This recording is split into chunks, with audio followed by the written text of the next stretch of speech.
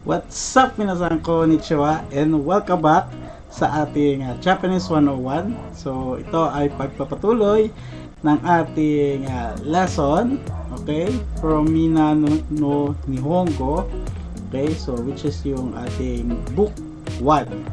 Ayan, and pasensya na kasi medyo naging busy kasi holiday. So, Merry Christmas and Happy New Year sa ating lahat. Ayan. Okay. So, wag na natin patagalin. Let's start dun sa ating lesson for this video. Alright. So, lesson 4 tayo. Ayan. Okay. So, sa lesson 4, okay, we have ima. Okay. So, yung G is a counter for hour. And then, pun. Okay. So, yan po yung counters para sa minutes. And then, yung des. Okay? And then, we have a verb. Okay? So, yung verb po sa Japanese ay may mga mas. Okay? So, mamaya pag-uusapan natin yung about dyan. And then, we have time. Okay? Particle ni. And then, yung verb or yung mas form. And then, yung iba't ibang tenses ng ating mga verbs. Okay? So, i-explain natin to mamaya. And then, we have particle kara and made. Okay? So, which is ginagamit sila kadalasan sa mga time and place. Okay? Pero this lesson po, more on, gagamitin lang natin siya sa time. Okay? Now po, ang last natin is yung noun 1, to, and then noun 2. Okay? Basically, yung ating lesson dito is yung particle to. Okay? Alright. So, now let's start dun sa ating first pattern. Alright? So, yung ating first. Okay. So, ating first pattern is ima, okay, G, and then yung pun, and then des. Okay? So, ito po ay ang pag-express or pagsasabi ng time. Okay? So, it's telling time. Okay? So, sa tawag nito? Sa English, no? What time is it? Okay? So, yung pang tanong po dyan ay ima nanji desu ka? Okay? Ima nanji desu ka? Right? So, anong oras po ngayon? Okay? So, ganito po natin siya sasagutin. Right? Ima goji 10分です。今5時10分です。So, ngayon ay 5:10 po. Okay? So, itong 5, no? So, yan po yung goji. Kasi yung counters, no? Para dun sa 5 o'clock is goji. Okay? And then, 10 分. Okay? 10分is 10 minutes. Alright? So, ima 5時10分です。Ngayon ay 5:10 po. Now, kapag ka naman 30, no, pwede natin sabihin na ima sanji hang des. Okay, ima sanji hang des. But we can also say po na yung sanji sanjupun des. Okay. So okay lang din naman po 'yun. Kaya lang medyo mahaba siya. So pwede na rin yung hang. Okay? So ngayon ay 3:30 po. Okay? So, yung mga 30 minutes, so since kalahating, kalahating oras, yung 30 minutes, so, hang na lang po. Kasi ang ibig sabihin ng hang ay kalahati. Right? So, now, let's proceed to our next pattern. Okay. So, dito po ay ang mga mas. So, basically po, no, lahat po na makikita natin na mayroong mas, alright, or mas, okay, so sila po ay ang mga verb. Okay? So mababasa natin na masu. Okay? Pero more on maririnig niyo sa mga Japanese is mas. Alright? So kapag ka sobrang polite po, no, ginagamit pa rin po yung masu, no? Okay, kasi minsan kinukorek ako ng mga Japanese, no, especially yung mga matatanda, no, masu, ohayo gozaimasu, ganun daw. Pero yun nga po, yung generation kasi ngayon minasan, no, ang language is nag-evolve. Okay? Over time. So, sa era nung siguro nung ni Lolo, okay, or yung Ji-Chang na yon, so siguro sa kanila mahalaga yung mas, no? Pero sa generation ngayon, it doesn't really necessary naman na emphasize mo pa yung su. Kaya mas na lang yung naririnig natin. Okay? But again, depende pa po yan, no? Kung sino yung kausap nyo. Okay? Pero yun nga po, no, mas ginagamit ng mga Japanese yung mas. Okay? So medyo ano lang natin ng konti yung no, mas. Okay? Pero wag na natin exalt yung mas, no? Okay? Parang mas. Ganun na lang, mas. Okay? Okimasu. Nemasu. Okay? Hatarakimasu. Yasumimasu. Benkyou shimasu. Owarimasu. Right? So sa Tagalog, minasan, so ito po ay ang mga gigising, okay? Yung nemas, matutulog. Hatarakimasu, magtatrabaho. Yasumimasu, magpapahinga. Okay? Benkyou shimasu, mag-aaral. Okay? Owarimasu, matatapos. Okay? So yun po ang mga verb. Okay? So ang definition ng verb, no, sa Tagalog ay ang mga tawag nito, mga word na inanuhan ng action. Okay? Or sa English, action words, no? Okay? So, since alam na natin kung ano yung mga verb, okay? Let's proceed doon sa ating next pattern. Okay? So, dito minasang, no? Kapag mayroon tayong verb, okay? Kapag mayroon tayong verb and mayroon tayong time, okay? So, we need to put particle ni. Okay? So, we need to put particle ni. For example, okay, rokuji ni okimasu. Rokuji ni okimasu. Okay, gumigising sa alas 6. Okay, so yung particle ni minasang, no? Sa English, marami siya, no? On, in, okay? Pero sa Tagalog, no? Sa, or nasa. Okay? Pero, mas ginagamit siya, sa, no? In this pattern. Okay? So, gumigising sa alas 6. Okay? Ay, Nihongo no benkyou wa 2月10日に終わります。日本語の勉強は2月10日に終わります。Okay? So, ang pag-aaral ng Nihongo ay matatapos sa February 10 po. Okay? So, ito po mga nasa particle natin is yung mga tinatawag na specific time. Okay? Then, we have adverb of time. Okay? So basically, yung mga adverb of time ay hindi nilalagyan ng particle ni dahil hindi po sila specific. Okay? Parang yung mga nangungutang lang yan, no? Babayaran ko na lang sa katapusan. Di ko alam kung saan katapusan ba yun. Bukas, no? Parang yung sa mga tindahan, no? Bawal utang ngayon, bukas pwede. Pero, di ba, hindi siya specific, no? Pakikita mo ulit, bukas pa rin. Okay? Ayan. So, kaya katulad nito, no? Ashita ni hatarakimasu. Ashita ni hatarakimasu. So, hindi po siya pwede. Alright? So, yan po, no? Hindi po pwede itong pattern na to. Kaya, it's X, no?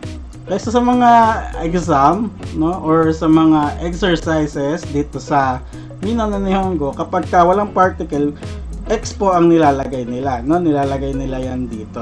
Okay? So, ashita hatarakimasu. Alright? Alright.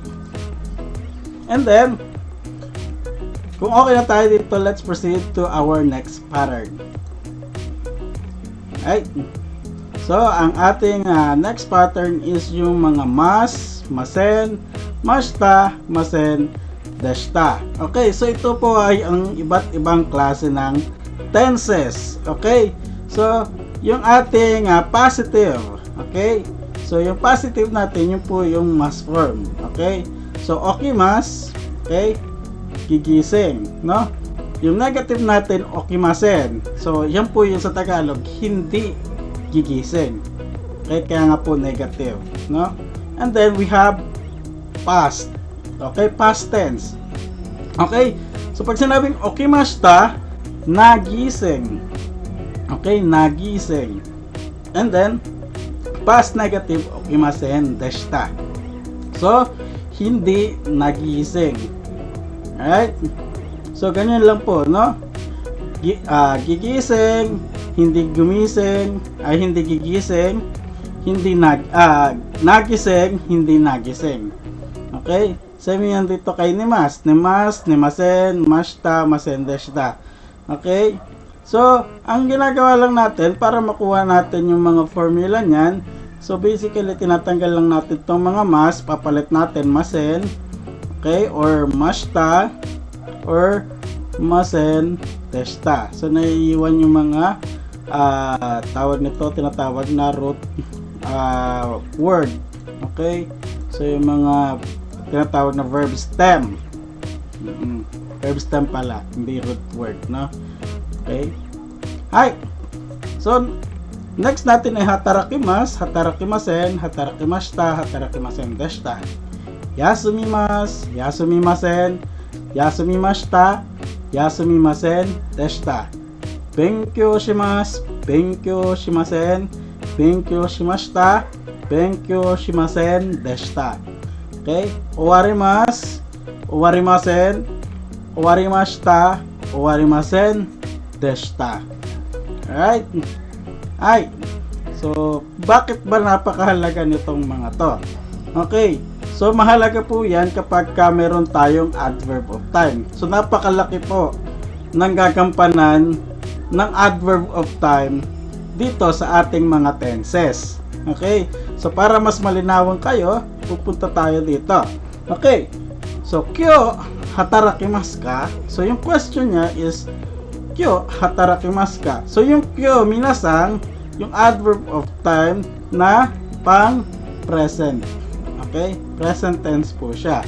So this time, so since present tense siya, gagamit lang tayo ng mas form. Alright? So hatarakimasu ka? So kapag nag-hi, hatarakimasu. So kapag nag-iye tayo, so dapat hindi na po siya hatarakimasu. Okay? So dyan din po magbabago yung ating sentence. Okay? Since tayo ay nag-disagree doon sa tinanong ng yung nagtanong sa atin, okay? Since nag-disagree tayo, nag-iye tayo, so kailangan yung mas form papalitan din natin ng masen. Alright? So, kapag nag-hi, no, copy-paste lang po yan, no? Hi, hatarakimasu, no? And then, kapag iye, yun lang, no? Maglalagay tayo ng iye, and then, yung mas, papalitan natin ng masen. Ayan. And then, ito na yung sinasabi ko sa inyo, na napakalaki ng gagampanan ng mga adverb of time. So, dito, kesa. Okay? So, ang ibig sabihin ng kesa is kaninang umaga. So, ibig sabihin, tapos na po ang pangyayari na yon. Okay? Or yung time na sinasabi mo ay tapos na. Kasi nga, kesa. So, that's why, yung tense natin ay magiging past tense na po. Okay? So, kesa, benkyou shimashita ka? Benkyou shimashita ka? So, kapag nag-hi tayo, copy-paste pa rin. No? Hi, benkyou shimashita. Hi, benkyou shimashita. So, now, dito na po tayo magpapalit ulit. Okay, kapag nag-iye tayo. So, iye, benkyou shimasen deshita. Okay, iye, benkyou shimasen deshita. Okay, so, yan po, no? Kailangan mapapalitan siya. So, since mashita siya, kapag na-negative natin, masen deshita na po siya. Okay, hindi po pwedeng masen lang. No? So, maraming nagkakamali dito kasi hindi nila tinitingnan yung adverb of time and then yung mismong tanong, no? Kasi nandun na lang din naman yan sa tanong no? Kasi ayan, kesa benkyou shimashita ka? So mashita yung ginamit niya dito. Okay, so kapag yung mashita ini-negative mo, dapat masen deshita, hindi pwedeng masen lang. Alright? Okay, so isa pa sa mga napapansin ko, sa mga new learners natin, yung mashta nila, no? Yung mashta nila nagiging masuta. Okay? So, hindi ko alam kung saan nila kuha yung idea na yan. Okay? Pero, hindi po masuta. Okay? Mashta po. Okay? So, ang daming nag-ano kasi siguro nasanay sila, no, na laging pag tinatanong sila na Kino benkyo shimashita ka, sasabihin nila, sasabihin nila, Hai, benkyo shimasu ta. Hinahabol nila yung ta kasi saka lang nila nare-realize na past tense pala yung tanong. Nasasabi, Hai, benkyo shimasu ta. Okay, so very wrong po itong masuta. Okay, so mashita po, no, mashita. Okay, so mashita. Oops. Ayan. So yun po ang tama. Okay. Ayan. Okay, now let's proceed to our next pattern. Okay. So yung kara and made. Okay? So yung kara and made, so pwede po silang yung kara pwede nasa isang sentence siya, pati yung made pwede lang din po siya sa isang sentence, or pwede rin po silang pagsamahin sa isang sentence. Okay? So katulad po nito, Ginko wa 8時からです。Ginko wa 8時からです。So ang bangko po ay mula alas 8 po. Okay? So, yung kara po ay mula. Okay? Or from. Now, Nihongo no benkyo wa 5時までです。Nihongo no benkyo wa 5時までです。So, ang pag-aaral ng Nihongo ay hanggang alas 5 po. Okay? Ang pag-aaral ng Nihongo ay hanggang alas 5 po. Okay? So, ito na yung sinasabi ko na pwede tayong magsama. Okay? Ng kara tsaka made sa isang sentence. So, watashi wa 10時から8時まで働きます。Watashi wa 10時から8時まで働きます。So, ako ay nagtatrabaho mula alas 10 hanggang alas 8 po. Okay? So, yun po ang kara and made. Okay? So, just a reminder lang minasan. Okay? So, hindi po tayo pwedeng gumamit, no? Kapag tayo ay may kara, for example, no?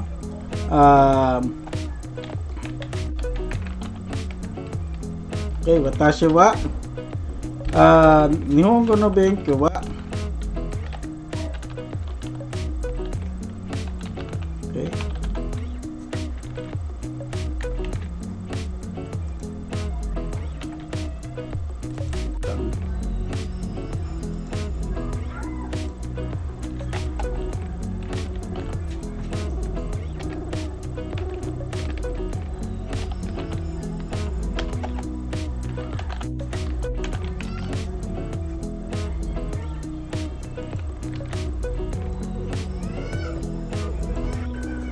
So, ito po minasan, no?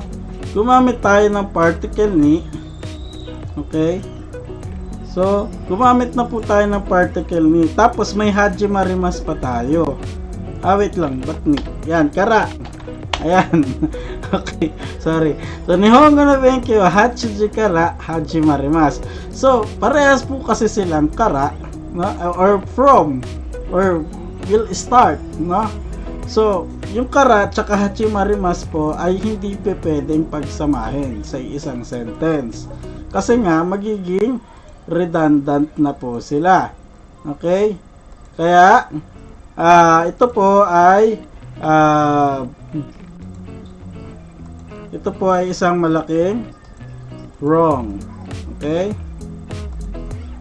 So, ayan po, no? So, ito po ay hindi pwede. Okay? So, based doon sa Japanese na mga sensei na nakausap ko, so, there are times na ginagamit daw po yung made o warimas. Okay? For example, sasabihin ko, Nihongo no Benkyo wa goji made owarimasu. So, but napaka ano po nun, no? Tinatawag na fukusatsu, no? Napaka complicated gamitin ng sentence na yun. So, mas better po na mas ano na lang tayo, no? Play safe, no? And if you really want to to prove, no, kung tama ba o mali yun, no, mas better po mag-ask na lang tayo sa mga Japanese. But again, no, dito sa lesson natin, hindi talaga nagagamit si kara hajimarimasu at made owarimasu. Okay? So, siguro, no, sa mga matataas na level, no, and yun nga po, based doon sa explanation ng Japanese teacher na nakausap ko, so may pagkakataon na pwede si made owarimasu, no, but still napaka-complicated niya. Pero yung kara hajimarimasu po is very redundant daw po. Alright? So now, let's proceed doon sa ating next pattern. Okay? So yung ating particle to. Okay? So si particle to ay and, or sa Tagalog, at. Okay? So, watashi wa doyobi to nichiyobi yasumimasu. Watashi wa doyobi to nichiyobi yasumimasu. So, kung mapapansin nyo, wala po siyang particle ni. Okay? So, ito po ang mga days of the weeks natin, no? Napaka, ano sila, no? Neutral po, no? Kasi pwede po sila sa adverb of time, pwede rin naman po sila sa specific time. Okay po? Kaya pwede po silang walang particle ni, pwede lang din pong meron. Okay? So, yun lang po. Pero sa akin, no, mas prefer ko yung wala. Syempre. Okay? Pero sa mga exam natin, minasang hindi naman natin makikita yung mga days of the week dun sa mga particle na exam. Okay? Trust me. Okay?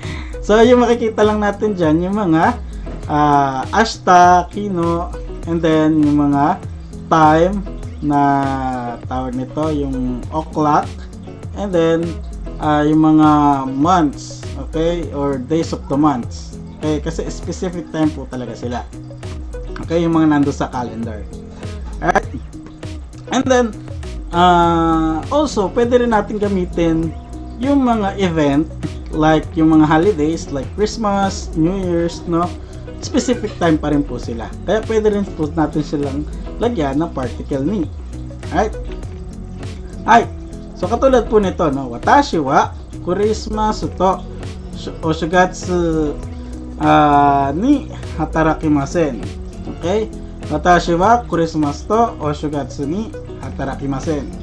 Ako ay di magtatrabaho sa Christmas at New Year po. Okay? So, may particle ni po sila kasi nga po specific time po sila. Okay?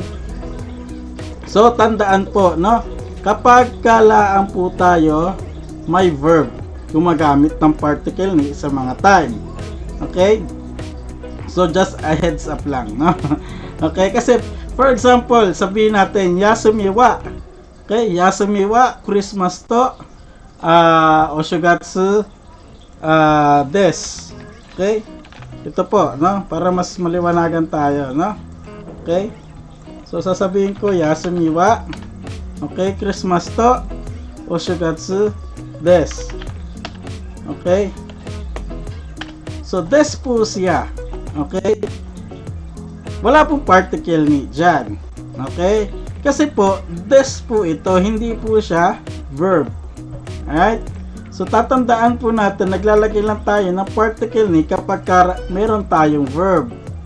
Okay? Naglalagay tayo ng particle ni sa mga specific time kapag may verb. Pero kapag may mga des, hindi na po kailangan si particle ni. Okay po? So, kapag kaganyan, Yasumi wa Christmas to oshigatsu desu. Kasi ang magiging ano natin dyan is predicate na siya. Okay? So, hindi na siya, wala na siyang verb. Okay? So, predicate lang siya. So, kaya, hindi na natin kailangan si particle ni dito. So, nilalagyan lang natin ng particle ni kapag meron tayong verb. Okay po? Ay, so tapos na po ang ating lesson. But meron ako mga inihandang mga question dito. So kung kaya yung sagutin, okay, just comment down below. Okay, sa ating comment section. Okay, tingnan natin kung may natutunan ba talaga kayo. Okay, so ima nanji desu ka? So ganyan po yung format kung paano natin siya sasagutin. So kesa nanji ni okimashita ka? Okay, so kesa okay, and then nanji kara nanji made hatarakimasu ka? Okay, and then kino benkyou shimashita ka? Okay, so kung hi, benkyou shimashita. Kapag iye, benkyou shimasen deshita. Alright? Alright. So, ayan po ang ating lesson 4. Kung may mga question kayo regarding sa ating lesson, or may mga gusto pa kayong i-request sa akin ng mga lesson, okay, just comment down below. And then, kung nagustuhan niyo yung ating video, just like, subscribe sa ating sa aking channel. Okay, kung para, di ba, anoan pa natin, no, yung video natin, mapagpatuloy pa natin. Kung kailangan ko pa bang ipagpatuloy ito. Okay, so yan po, no. So like na lang tayo and subscribe kung nagustuhan nyo ito, at para masunod-sunod pa natin, no, kapag patuloy natin. So hopefully matapos natin hanggang book 2, lesson 50. Alright? So that's all, minasan, and thank you sa panonood, and as always, otsukarechan minachan, Jana!